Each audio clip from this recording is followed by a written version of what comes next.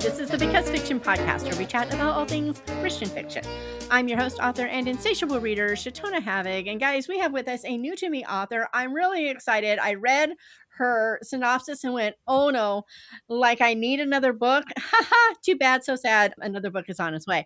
Because guys, listen to what she's got to say about her book. This is Gloriaea, and she has suspense, Christian romantic suspense. And oh boy, I don't think I've ever seen anything with this sort of like background, and I'm like really excited. So welcome, Gloriaea, and yeah, let's talk books. Oh, thank you so much. I appreciate it. Thanks for having me on here. I'm pretty excited to chat with you about this book.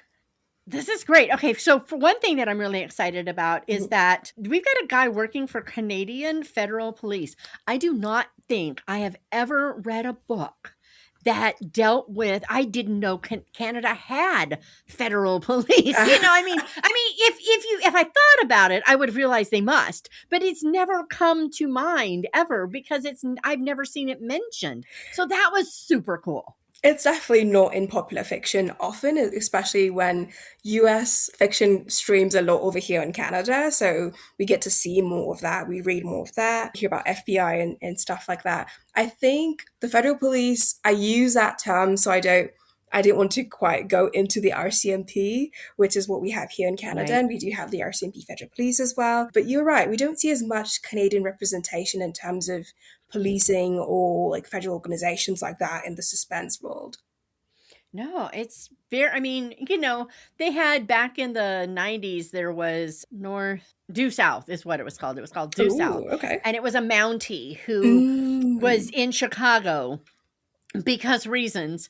And it was a really fun TV show about him, okay. But it was a little cliched. He wasn't Dudley Do-Right, but he might as well have been.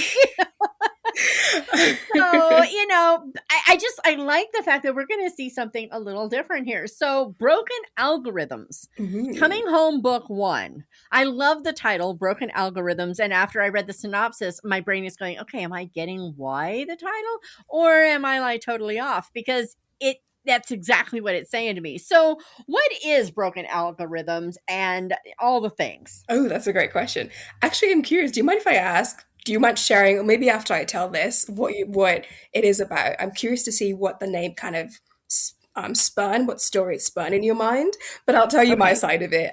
Broken Algorithms comes from Brit being a computer enthusiast, and so she's a software developer, but not quite in the mainstream of things. She's not on the legal side. So Broken Algorithms is Brit's story. Brittany is an ex-convict or a convict at the cusp of release, and although prison was a lesser evil when she got in, she thought it was a lesser evil than being where she was before.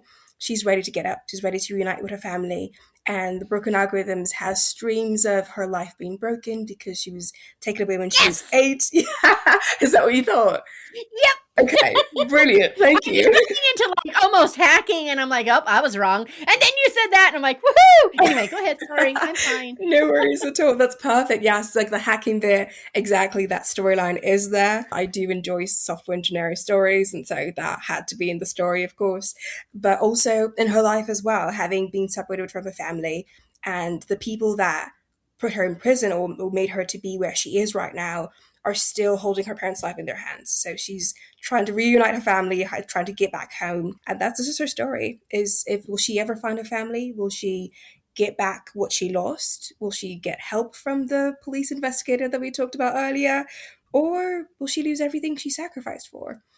Yeah. And it sounds like she and Sam, Brit and Sam, right? Correct. It sounds like they have similar and opposite paths at the same time, because it talks about he had been a rebellious teenager, and then he becomes, federal police, and I don't know what she was doing that got her into prison, but she was into prison, but she's out and she's wanting to, basically rescue people, and which is kind of what the police do. So, they have a similar and opposite track at the same time, and that's kind of cool. Absolutely. I'm so glad you've seen all the threads that were going in the book. Yes. So their paths, I guess we could say, were similar in ways when they were young, and then they diverged. As you said, he became a police officer, and she unfortunately went to prison. And so 10 years after, she's ready to kind of rejoin society. But there's that tension, there's that conflict of will she stay on the right side of the law, or will she go back to what she's always known and what she's kind of lived with for the past couple of years, or will the people that destroyed her life let her become like join his world and let their worlds unite? Oh my goodness. Oh my gosh. It says the clock is ticking for Brit's family reunion. Da, da, da. Yes. So I'm it's like it feels like we're looking at some pretty high stakes stuff going on here. There are some high stakes in there, yes, and I'm the kind of storyteller that unfolds things slowly, so I let readers kind of Yes. discover what happens as you go through. But there are some stakes in terms of her family, like because she doesn't know where her parents are, basically. So are they alive? What's going on? Like what has happened to them, and will they stay alive now that she's out of prison? So things like that. Okay. So is this your debut novel? It's actually not. I wrote a different book under a different name. It was supposed to be my debut novel, but I think the book I had in my heart was just, it was a YA book actually a couple years ago now, and I just needed to release that one first. But this is my debut in terms of romantic suspense. Yes, I'm, yeah, excited about this one. Okay. Okay. So why this one now? That's a good question. It was born actually quite a few years ago. I was listening to one of your previous interviews and I realized how common the storyline is. As a teenager, this book was born when I was talking to a neighbor, and out of that conversation came this idea of a cop and a convict, that dynamic. And but then it morphed over the years. I left it, life happened. We didn't look at Yep. it for ages and ages. But then now coming back to started to write like a professional life as an author, making sure that the story was told was important to me. And I think just it was a good time in terms of where I was in life at that time when I was writing the draft. I think also just Brit was ready for a story to be told. She's like, it's time now. Tell my It's, yeah. story already. Yes, exactly that. Okay. So Canada is a really big country. I mean, it's bigger than the US. Yeah, We're talking huge. I mean, population wise, not so much. true. But as far as, geography, this is a pretty big place. So what province slash, city are we working in? Are we going across multiple? I mean, what are we doing in Canada? Excellent question. So this first book is set primarily in British Columbia. So that's on the west coast for those that don't know Hmm. Canada as well. So in kind of lower mainland British Columbia is the main setting of this one. But as we go through the different series, again, yet to be released, we go to a few other provinces. I'd say maybe three others, going a little bit to the prairies and then out east. But Broken Algorithms is definitely mainly based in British Columbia. Oh, see, Mm. British Columbia, it's really funny because I always say that, of course, as any child of the 80s, went into my teens in the 80s, and then I had my children in the 90s. And so, of course, I'm like, Prince Edward Island, Anna Green Gables, duh. Ah. But, and I say that all the time, like, that's Canada, that's where I want to go. But it's Mhm. absolutely ridiculous because literally the part of Canada that is most interesting to me, aside from the connection there, Mhm. it would be British Columbia. I mean, it is, I mean, you go up through, Washington and into this beautiful, I mean, like, yes, Yeah, no. yes. It's really, really beautiful, and it's really beautiful, but you're correct, there's so many places in Canada to visit, from, like, the Rockies. Just living out, like, in the shadow of the Rockies is definitely a privilege that I don't take for granted, and there's so much to see, and just a diversity of landscape too, going from Yep. prairies, if you go up north, which I really want to do, but it's cold. Even as a Canadian, I say that it's cold up there, but I really want to go up there because there's so much beauty and also culture spread across the country. I can imagine. Oh, I just, Canada fascinates me because it is our nearest neighbor. Mm. Not necessarily, technically Mexico is just as near, but culturally it's both geographically and culturally our nearest neighbor. We are very similar. We're not the same, Hmm. but we're very similar. And there is a it feels weird to say that there's a bigger divide between the United States and Mexico, but in general, that's true. I live in Southern California, so it's not as big of a divide Right. as it is for some of the rest of the country, but still, so I mean, I just, yeah, I want to see Canada. I can Yes. do this. I have a passport now, Dad burn it. I need to go. You need to come. Yes, please do it. And you can stop by Surrey, where the book is mainly set, but also there's, like you said, British Columbia, especially since you're on the West Coast, maybe Right. eventually, yeah, you never know. Make it out there, go to Victoria, and yeah, lots of different places to see in British Columbia for sure. Oh yeah, and I know another author in British Columbia. I mean, Ooh, Laura Thomas is there. She also writes romantic suspense. So, interesting. Okay. I mean, I'm just saying. I mean, Mhm. like British Columbia is this tiny little place. It's like Rhode Island, right? Yeah, sure, but still, compared to the whole of Canada, it is tiny. If you're gonna go the whole of Canada, yeah, yeah. But see, if I could leave California, I can drive up through Oregon. I have not Mhm. been to Oregon. I can drive up through Washington. I have not been through Washington. And then I have the whole US all the way across, except for Florida and New England. I've seen it all then. Oh So, wow. Okay. and I could also see British Columbia, which means I could Yes. have, Canada on my Mhm. passport. Mhm. Sandra Bullock, Lucy Moderatz would be so proud of me. Anyway, You should totally do it. It sounds like there's a plan. I just need to, yeah. yeah, right. Come And on. a little research on the way. I don't know what I'd be researching, but I'd find something to research. Meet some authors on the way. Like, yeah, you might Right? write a book. Uh, Yeah, you never know. it can't hurt. Oh boy. Okay, so what was the hardest part of writing this book at this time? Sometimes they just flow and other times they don't, but there's always something that's difficult. So, what was the hardest part of doing this now? Ooh, let me think about this. So it's been a minute since I wrote the initial draft, but I'd say the hardest part was I had the whole story in my head. I knew where we were going.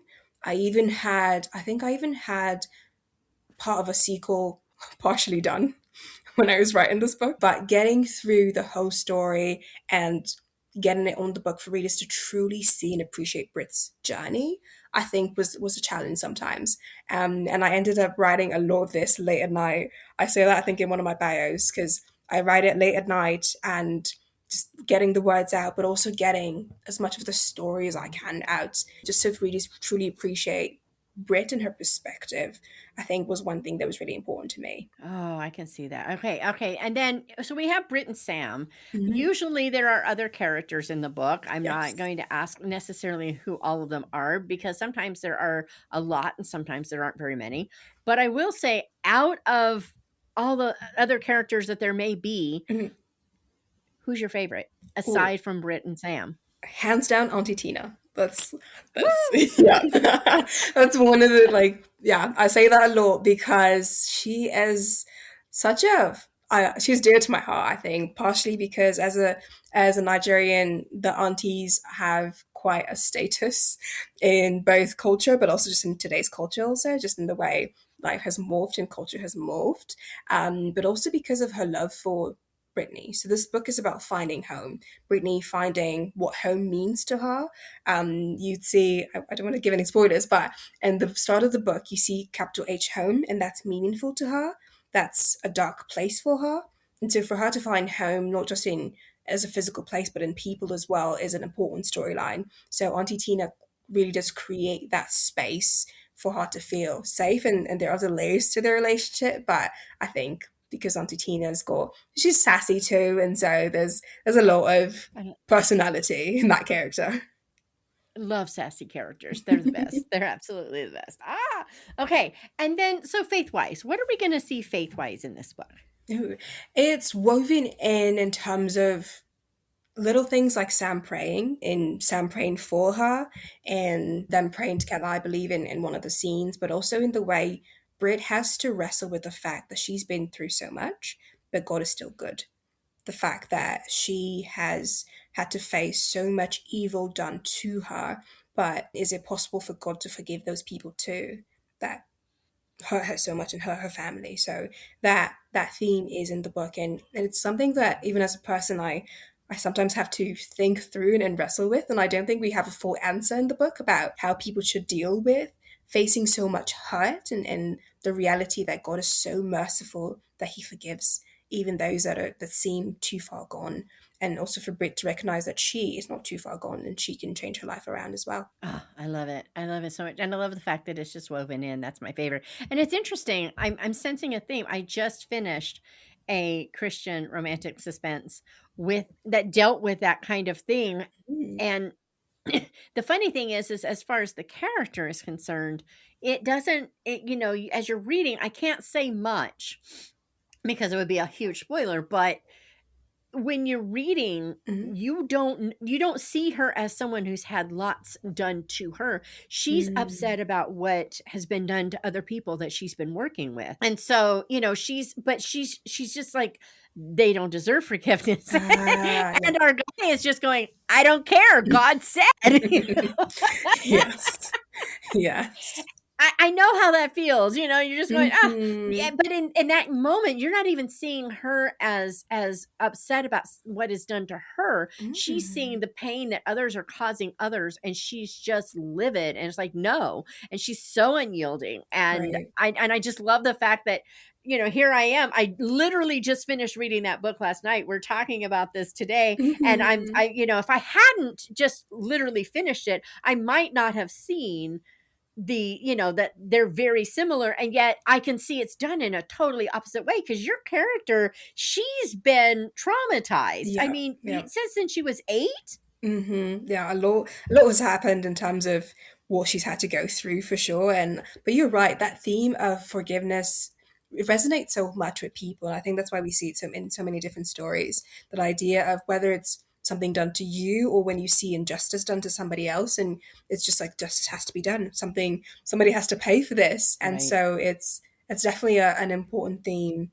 And Brit, yeah, Brit went through a lot, but she got through it. Yeah, right. Well, and like you said, someone has to pay for it, and Mm, how often do we forget that someone did? right. That is so But true. we don't want to accept that as the payment for Mhm. this sin, only for Mhm. ours. But for this sin over here, I mean, that he needs to pay for his own. Like, Yeah. really? Just yeah, absolutely. When the hurt kind of goes before grace and mercy, it's definitely harder to see how Christ's sacrifice pays for everybody. And you're like, even that person? Right. Like, really? Really? That Really? person too? Really? Yeah, yeah. Oh man. So okay, research wise, what was some of the research that you didn't expect? Did you run across things that you went, "Oh, I didn't know that." Ooh, even just like you mentioned, when we started the interview, the Canadian police system. I There's so much about it I didn't know, which is so bad to say as Canadian, but hey, it was just a lot of research discovering what our system looks like, what even just the investigation to cybercrime looks like on this side of the world. And again, this is fictional; it's not a procedural, so I definitely had some creative. I took some creative license with it, but that research was really interesting, but also research into the prison system because we do see a little bit of Brit being in prison in the book. And so Ooh. that was interesting, and seeing things like days that are kind of held important in Canadian prisons because of systems, or what's the word? I'm looking for a word about reforms that are done for prisons to make Oh, uh-huh. prisons even like as much as the institution might be useful in certain areas, but just reforms that were made to make it still a safe place for people to be. More like a, yeah. Yeah. Hmm. It's interesting how prisons have changed so much. I mean, you think about things like debtor's prison in England in the I mean, sorry, 18th and 19th centuries. I don't know about 17th, but I know 18th and 19th there were. And you took people who were in debt and couldn't pay Hmm. their debts, and you Hmm. threw them in prison until they paid their debts, Like, yeah, because that's going to make it possible for them to earn the money to pay the debts. makes That makes sense, so much sense. right?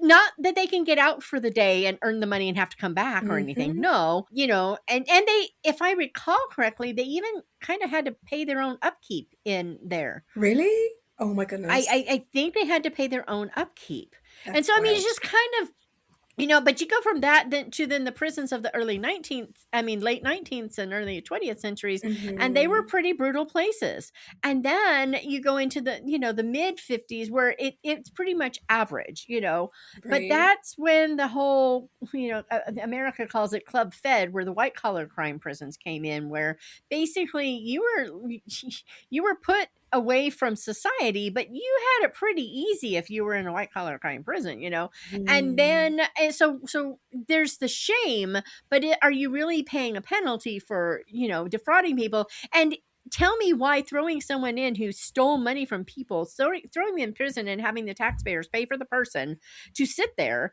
when they can be out earning money to pay restitution to the people they defrauded. Well, I mean, I understand there has to be penalties, but on the other hand, and it's like we've come a huge long way, and it Right. still feels like we don't know what we're doing with this thing. Yeah, yeah, definitely. It's I think I get philosophical when I do this, but I think humans, we keep learning lessons but also not fully learning the lesson. And so there are reforms that happen. You're right, so much change has happened in the systems, but at the same time there's still so much that needs to be done yet for various levels and in various ways with prison systems and police systems. So it's an interesting world to explore for sure. And I didn't go as deep as I might have, but it was definitely useful for me to reflect on how we as a society view individuals and how we treat individuals regardless of what they have done. Yeah. Yeah. Mm. Exactly. Okay, so this is book 1 in Coming Mhm. Home. Yes. So is book 2 about the same characters? Is it about adjacent characters? What are we going to see? When are we going to see it? Excellent question. So we've got book two is about adjacent characters. So the series kind of builds on different characters' lives, but we'll still see Brit and Sam in book two. And I would be brutally honest and say book two is not done. So as an indie author, I got the liberty to say life has been a bit challenging, and so readers can expect to see book two either end of 2026 by God's grace or early 2027 is the hope. Excellent. Yes, and so this So is beg your pardon. it's about average. This came out November 27th, and so by the end of this year, beginning of next is about a year, which is about what traditionally happens. So, I'm just saying. I'll take it. I'll definitely take it. I was hoping to be done book two by now, and ironically, I have started book three, but unfortunately, we're still working on it and dealing with. And I released a poetry book in the middle of it, but still working on book two. But for readers that meet Valeria in book one, book two is Valeria's story, and so we get to Ooh. see, yes, we get to see a bit more about that and see, and not all the mysteries are solved in book one is another thing, and so just for readers to expect that, and so you see more of the mysteries being solved in book two as well in book three. So kind of a series overarching thing that needs to happen, but in then the individual books each have their own thing that gets wrapped up in there, but not all the series stuff. Is that what we're talking about? Exactly, yeah. So we get a bit of resolution to Brit's story and Sam's story as well. We get to see them, but there are a few question marks that the book ends with, and you get to read more about that in the series.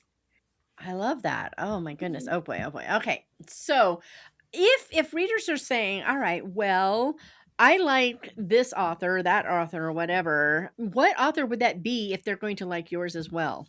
Ooh, I'd say one of my favorite romantic suspense authors in the Christian world is D. Henderson.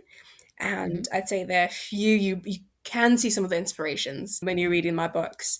D. Henderson, I say, is a good one. I will not dare to say I write as well as she does, but D. Henderson and Diane Mills is also a good author that you can see some, again, these are authors that I've read over the years and the influence is present in my work as well in few ways. So those books I'd say would be, or those authors would be kind of parallel to my writing. I just add a lot of culture to it as well.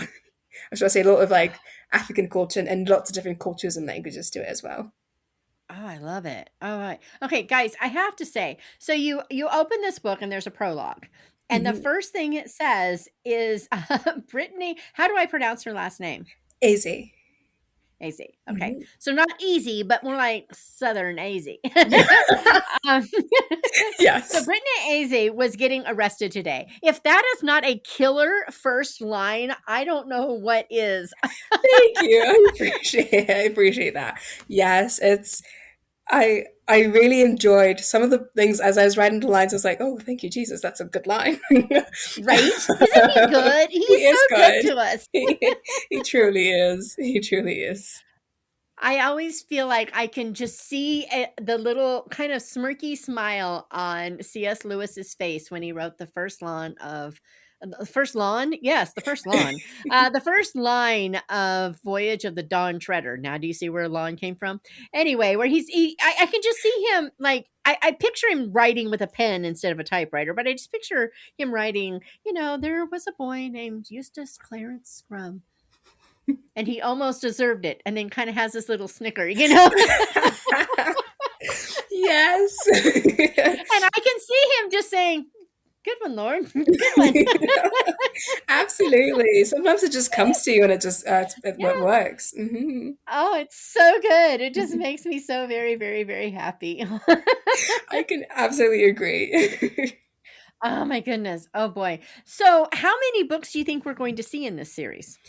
The plan is, and again, we know how plans go, but the plan is three main books, but we've got a novella in between book two and three. And for Ooh. those that follow me on Substack, you might have seen previews of the novella already because I released it as episodes last year, but I just need to wrap it up and make it into a novella. But yeah, so it's three and a half Hmm. books, we'll say, in the series. Oh, I love it. I love it. I Mhm. love it. Oh boy. So do you think you're going to stay in romantic suspense, or are you a an eclectic author who is just going to write whatever comes to her, or what?